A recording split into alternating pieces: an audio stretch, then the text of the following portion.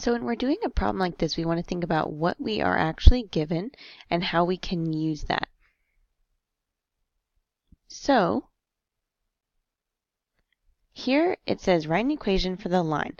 The line is parallel to a line with an equation y equals 3x plus 7, and it passes through the point -2, -4. That means we are given an equation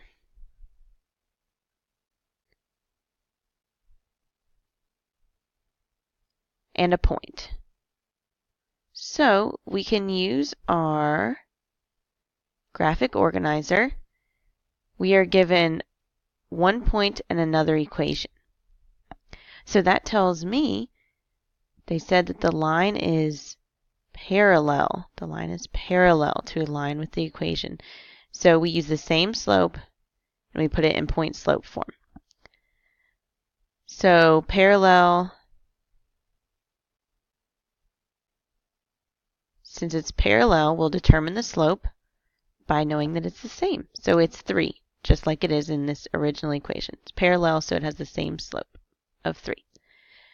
Now we're going to plug in the point and the slope to point slope form. Y minus y1 equals m times x minus x1.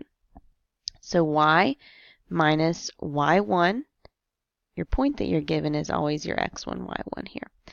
So y1 minus -4, turns into a big plus sign there,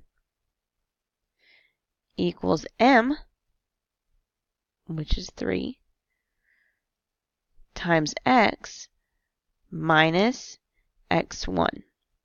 Well, x1 was -2, so again, this turns into a big plus sign.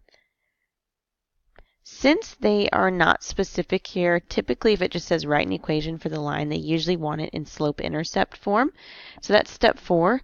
Let's go ahead and convert to slope-intercept form. To do that, it's super easy. All you have to do is distribute the 3 here. So y plus 4 equals 3x, and distribute that 3 to both things in the parentheses, 3x plus 6. Subtract 4 on both sides to get y by itself. Because remember, slope-intercept form is y equals mx plus b. Subtract 4, y equals 3x plus 2. And we are done. The only other step you could possibly have is if you were going to standard form. But if they don't ask for standard form, we're not going to give it. So we'll just put a check because we're done. This is our answer right here.